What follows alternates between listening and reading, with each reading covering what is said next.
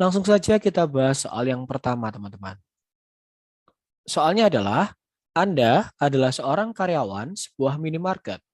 Baru-baru ini, pemerintah mengambil kebijakan PPKM darurat yang menghendaki minimarket beroperasi hingga pukul 20.00. Akibat kebijakan tersebut, omset minimarket tempat Anda bekerja turun hingga 50%. Sebagai konsekuensi dari hal tersebut, manajemen minimarket akhirnya memotong 25% gaji semua karyawannya. Hal yang sebaiknya Anda lakukan adalah A. Menggalang dukungan dengan semua teman untuk mengajukan protes. Yang B. Menerima kebijakan tersebut dengan berat hati. Yang C. Mengajak satu atau dua orang rekan kerja Anda gitu ya, untuk menemui dan meminta kejelasan. Yang D. Mengajukan surat pengunduran diri karena kebijakan ini cukup merugikan. Nah, teman-teman, dalam soal ini dijelaskan bahwa salah satu efek atau dampak adanya PPKM darurat adalah apa ya, dibatasinya minimarket beroperasi hingga pukul 20.00 atau jam 8 malam.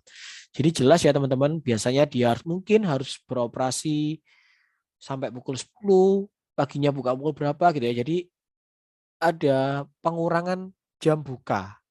Jadi otomatis omsetnya juga akan menurun. Nah, dijelaskan bahwa soal ini kan minimarketnya mungkin tidak skala besar ya. Jadi dia atau pihak manajemen minimarket akhirnya memberikan kebijakan akan memotong 25% gaji. Memang di sini cukup merugikan bagi karyawan atau mungkin kurang adil gitu. Tapi bagaimanapun kebijakan yang diberikan oleh manajemen ya harus dipatuhi gitu ya. Tapi kita boleh mengajukan atau menginisiasi adanya semacam apa ya, meminta keterangan gitu ya, meminta konfirmasi kenapa akhirnya seperti itu. Jadi intinya komunikasi harus dikedepankan dalam kasus ini teman-teman. Nah, jadi soal ini tuh terkait dengan unsur komunikasi seperti yang saya jelaskan.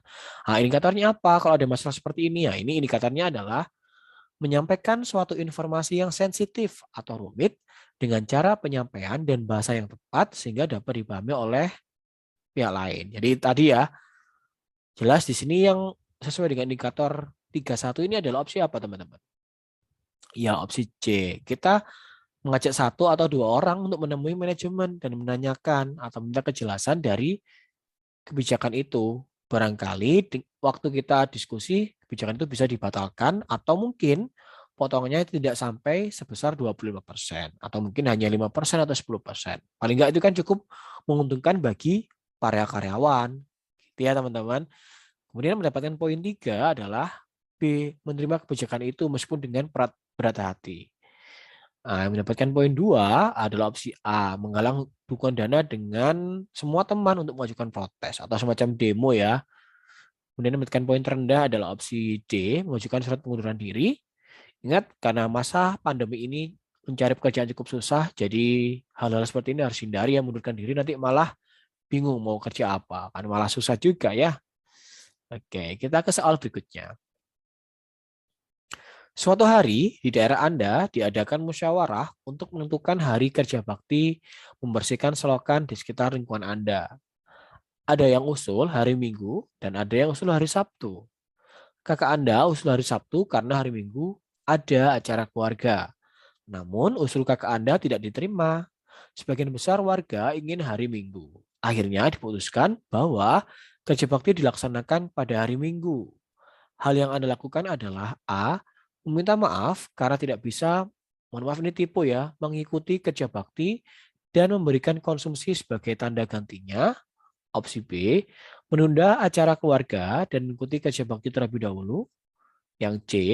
Ikut acara keluarga. Jika masih memungkinkan, maka dapat mengikuti kerja bakti susulan setelah acara keluarga selesai. Opsi D.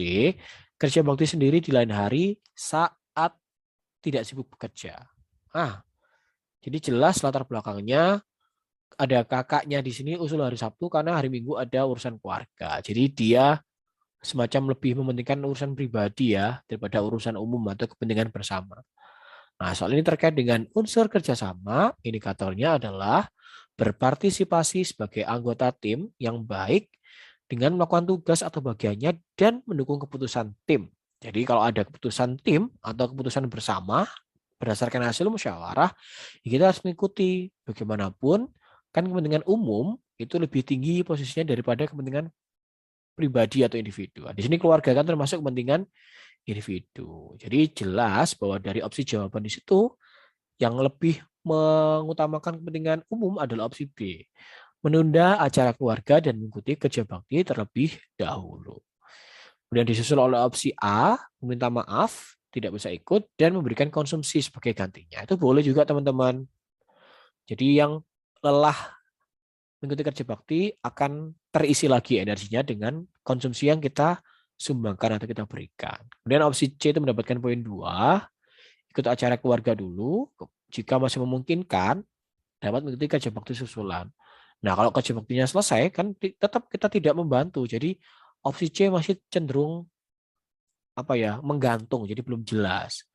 Nah, di sini yang mendapatkan poin rendah adalah opsi D, kerja bakti sendiri di lain hari saat tidak sibuk bekerja. Oke, kita lanjut ke soal berikutnya. Sekolah tempat Anda bekerja terletak di daerah terpencil yang memiliki jumlah ruang kelas yang cukup terbatas. Di daerah terpencil tersebut, peserta didik yang sekolah jumlahnya sangat banyak sehingga kekurangan guru. Hal ini membuat beberapa mata pelajaran harus diampu oleh satu guru. Hal yang Anda lakukan menanggapi situasi tersebut adalah A. Mengusulkan penambahan guru baru kepada kepala sekolah agar pembelajaran berlangsung ideal. Yang B. Berkoordinasi dengan rekan sejawat agar bersedia mengajar melebihi jam kerja. Yang C. Saya bersedia untuk mengajar melebihi jam kerja dan menggunakan segala kemampuan secara maksimal demi terselenggaranya pembelajaran yang maksimal. Yang D. Meminta masyarakat sekitar untuk menjadi sukarelawan guru. Nah, jelas teman-teman di sini meskipun di daerah terpencil itu rasionya harus tetap sebanding ya. Jadi jangan sampai satu guru itu menguasai atau mengampu banyak mata pelajaran. Jadi karena memang tidak sesuai dengan bidangnya, jadi malah cenderung asal-asalan, malah nanti salah konsep dan itu cukup membahayakan masa depan anak itu nanti. Kemudian di sini dijelaskan juga bahwa ruang kelasnya cukup terbatas. Jadi hal apa yang terbaik teman-teman? Oh ya, sekedar informasi bahwa idealnya satu guru kan menghandle 24 jam ya minimal. Atau maksimal kalau saya tidak salah sekitar 40. Nah, jadi idealnya seperti itu. Nah, di kasus ini kan mungkin dia kayak menguasai itu ya lebih dari satu mapel. Nah, kalau masih satu rumpun sih tidak masalah gitu ya. Nah, di sini kan hampir semuanya dipegang, jadi tidak ideal dan nanti cenderung asal-asalan, seperti yang saya jelaskan tadi. Nah, jadi hal yang terbaik kita lakukan adalah apa? Ya, kita harus mengomunikasikan kepada kepala sekolah gitu ya. Nah, ini indikatornya adalah menyampaikan suatu informasi yang sensitif atau rumit dengan cara penyampaian dan bahasa yang tepat. Jadi jelas di sini mendapatkan poin 4 ada di opsi A, mengusulkan penambahan guru baru pada kepala sekolah agar pembelajaran berlangsung ideal. Jelas ya, mendapatkan poin 3 itu opsi C. Kemudian opsi B itu mendapatkan poin 2 dan terendah adalah opsi D. Di sini meminta masyarakat sekitar untuk menjadi sukarelawan guru. Ini juga belum tentu sukarelawannya masyarakat sekitarnya itu ahli dalam mengajar mata pelajaran tertentu. Nah, kalau asal-asalan kan sama saja malah sesat. Soalnya adalah besok pagi saya diminta oleh tim kerja saya untuk mewakili dalam mempresentasikan atau menyampaikan data yang sudah kami susun. Hal yang saya lakukan adalah A. Saya bersedia dan yakin bahwa presentasi saya besok berjalan dengan baik.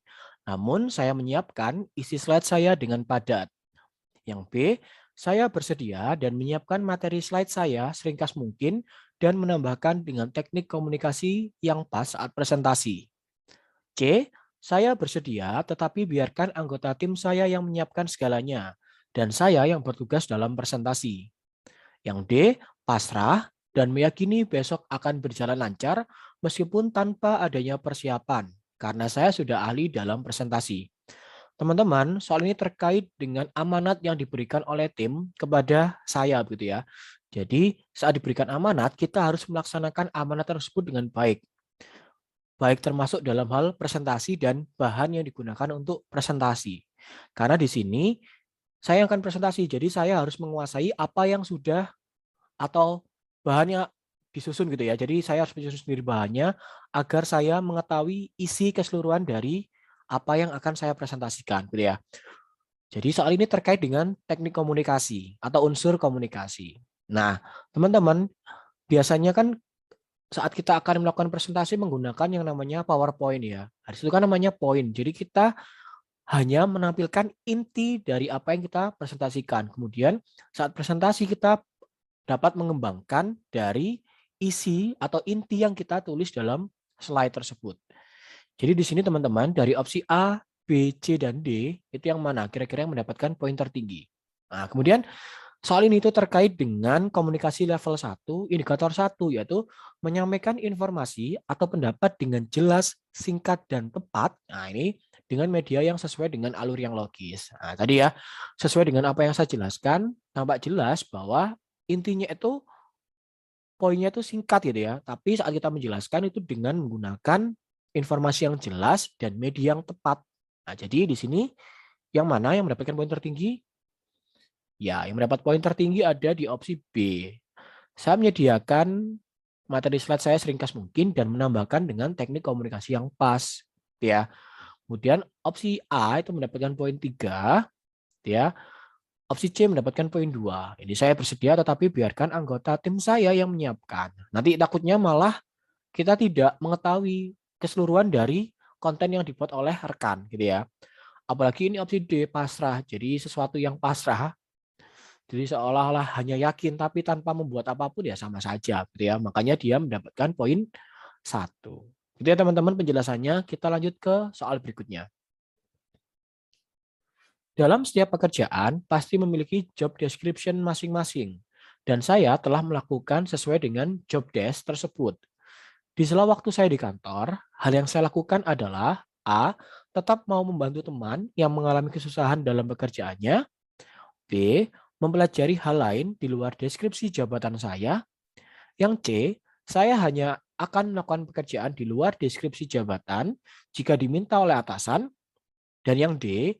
Mencari informasi dari berbagai sumber agar kemampuan bekerja saya meningkat.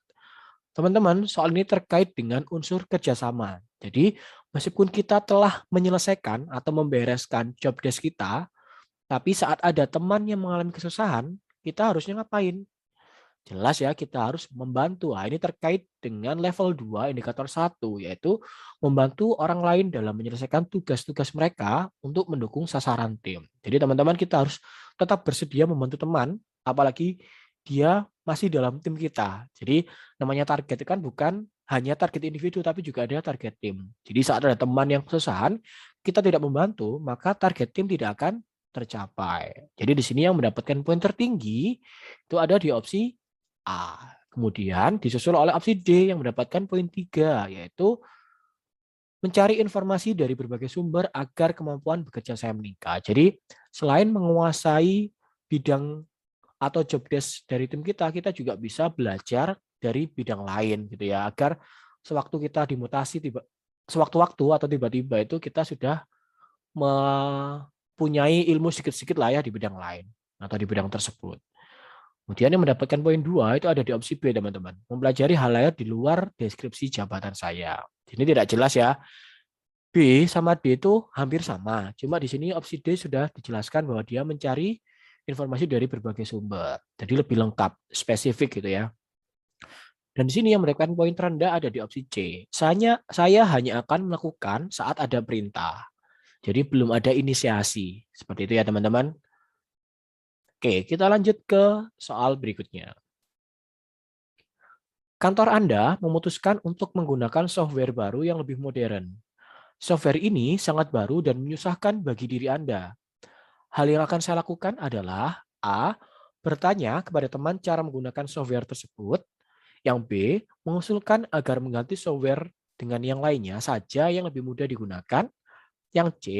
Belajar tentang software baru tersebut lewat internet dan berbagai informasi lainnya.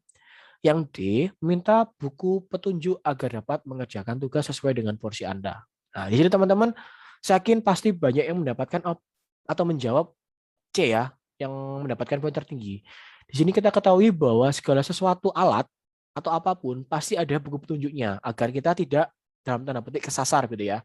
Maka agar tidak kesasar tadi atau di sini bahasanya kesulitan atau kesusahan, maka kita harus mempelajari apa yang ada dalam buku petunjuk. Nah, jadi dalam buku petunjuk tersebut kan sudah ada bimbingan-bimbingan atau alur agar kita tidak kesusahan dalam mempelajari software baru tersebut. Gitu ya.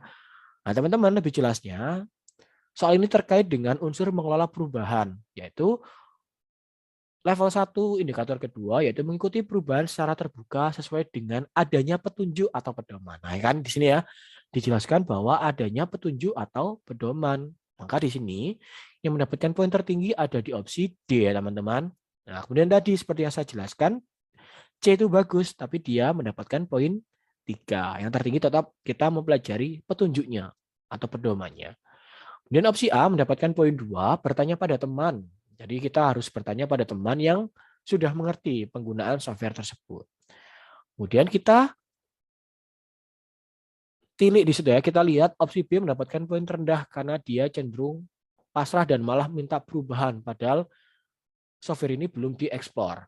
Saat kita sudah belajar, pasti nanti kita akan ketagihan mempelajari software tersebut. Gitu ya. Ini adalah saya adalah salah satu guru tidak tetap di salah satu SMA negeri di Kabupaten X.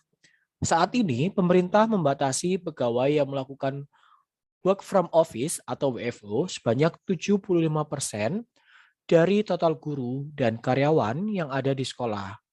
Atas dasar itulah, kepala sekolah meminta bagian humas untuk membuat jadwal piket dan meminta guru yang WFO untuk standby di sekolah setidaknya hingga pukul 12.00.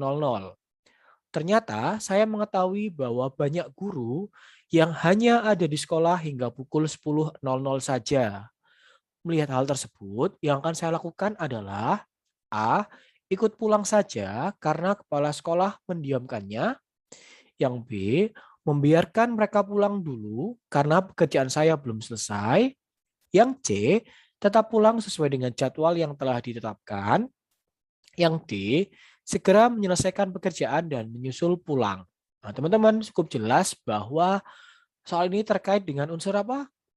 Ya, unsur integritas. Jadi jelas ya, kita harus melaksanakan aturan, nilai atau norma yang telah ditetapkan oleh pimpinan kita yang berlaku di unit kerja tersebut. Nah, ini ya terkait dengan level 1 indikator kedua, ya melaksanakan peraturan kode etik organisasi dalam lingkungan kerja dalam kehidupan sehari-hari pada tatanan individu atau pribadi. Jadi cukup jelas yang mendapatkan poin tertinggi ada di opsi C. Tetap pulang sesuai dengan jadwal yang ditetapkan. Jadi kita tidak usah ikut-ikut orang lain ya. Jadi meskipun dia pulangnya jam 10 ya udah biarkan saja gitu ya. Dan kita tetap mengikuti aturan yang telah ditetapkan. Ini yang mendapatkan poin 3 yaitu opsi B, membiarkan mereka pulang dulu karena pekerjaan saya belum selesai. Kemudian opsi D mendapatkan poin 2, segera menyelesaikan pekerjaan dan menyusul pulang. Dan opsi A, ikut pulang saja karena kepala sekolah mendiamkannya. Jadi intinya pada soal ini ya udah kalau biar pulang ya biarkan saja. Yang penting kita tetap standby di tempat kerja kita dan mengerjakan apa yang bisa dikerjakan di kantor. Seperti itu teman-teman, cukup jelas jawabannya. Jadi kita lanjut ke soal berikutnya. Oke, saya bekerja di bagian pengurusan administrasi pada sebuah layanan publik bidang kesehatan. Di masa pandemi COVID-19 ini, pelayanan menjadi semakin sibuk dan banyak pasien yang antri untuk mengurus administrasi dan mencari kamar perawatan. Di tengah antrian yang sedang penuh sesak ini, terdapat salah satu customer yang melakukan panggilan telepon dengan suara yang cukup keras dan mengganggu saya serta beberapa orang lainnya. Sikap saya adalah A. Meminta security untuk menegurnya dan mengingatkan bahwa perilakunya tersebut mengganggu yang lain. B. Menegur dan memintanya untuk segera menutup telepon tersebut agar tidak mengganggu yang lain. C. Membiarkannya tetap melakukan panggilan telepon tanpa mempedulikan orang yang sedang antri. Yang D. Menegur dan memintanya untuk memelankan suara telepon tersebut. Jadi teman-teman, saat kita bertugas di bagian pelayanan, ini mungkin cukup sering terjadi ya. Jadi orang yang antri itu melakukan telepon dengan suara yang cukup keras sehingga mengganggu yang lain gitu ya. Jadi langkah bijak yang bisa kita lakukan adalah apa? Nah, sebelumnya soal ini terkait dengan unsur apa? Ya, unsur komunikasi. Ada di level 2, indikator 1, menggunakan gaya komunikasi yang informal untuk meningkatkan hubungan profesional. Jadi jelas biar tidak sama-sama tersinggung, kita harus menggunakan gaya komunikasi yang informal. Jadi bisa menegur dan memintanya untuk memelankan suara telepon tersebut. Jadi tidak langsung mematikan, jadi menegur dan memintakan mengecilkan volumenya agar tidak mengganggu yang lain. Jadi dia masih bisa melakukan telepon atau komunikasi dengan orang lain, tapi tidak mengganggu orang-orang yang ada di sekitarnya. Jadi cukup jelas bahwa yang mendapatkan poin tertinggi ada di opsi D ya teman-teman. Kemudian disusul oleh opsi B. Nah itu jadi boleh menutupnya, itu lebih baik. Tapi tetap yang paling tinggi kan memelankan ya, memelankan volume suaranya. Kemudian disusul oleh opsi B, kemudian opsi A, jadi kita meminta bantuan dari security untuk menegur dan mengingatkan agar perilakunya itu cukup mengganggu loh Ibu atau Bapak. Jadi gimana nanti kebijakannya dari security itu. Dan memberikan poin terendah maksudnya adalah opsi C, membiarkan. Ya, jadi kalau dibiarkan saja kan cukup mengganggu ya. Jadi karena situasinya di sini sedang penuh sesak akibat sedang mencari kamar perawatan untuk pasien COVID, gitu ya. Oke, kita ke soal berikutnya. Anda adalah ketua rapat dan bertugas menjelaskan sebuah informasi.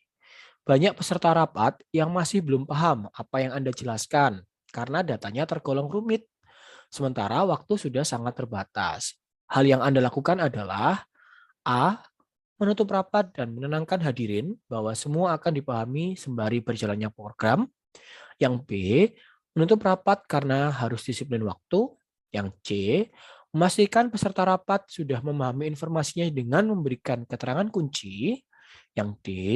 Menutup rapat dan menjelaskan akan dijelaskan lagi pada rapat berikutnya. Nah, teman-teman, soal ini terkait dengan unsur komunikasi. Jadi, saat ada informasi yang cukup rumit dipahami oleh rekan-rekan, tapi waktu yang cukup terbatas. Jadi, langkah yang paling baik apa?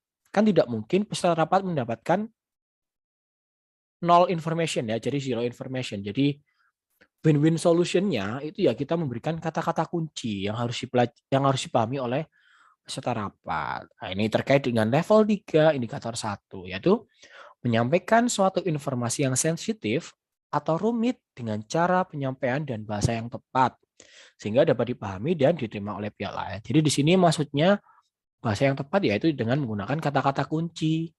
Nah, di sini jadi yang tepat ada di opsi C yang mendapatkan poin tertinggi. Pastikan peserta rapat sudah memahami informasinya dengan memberikan keterangan kunci. Tapi misalkan ini belum dipahami juga oleh rekan-rekan yang lain, jadi dijelaskan bahwa ya udah nanti akan ada rapat lanjutan untuk membahas tentang ini. Jadi gitu ya. Kemudian ada opsi A, untuk rapat dan menenangkan hadirin bahwa semua akan dipahami sembari berjalan program. Takutnya kalau programnya berjalan dulu tapi orang-orang nggak paham kan nanti malah kacau ya programnya. Makanya kok dia mendapatkan poin 2, gitu ya. Dan di sini menutup rapat secara sepihak itu tidak bijak. Makanya kok dia mendapatkan poin terendah pada soal ini. Gitu ya teman-teman, cukup sekian. Semoga informasi yang saya berikan bermanfaat. Mohon maaf. Terima kasih.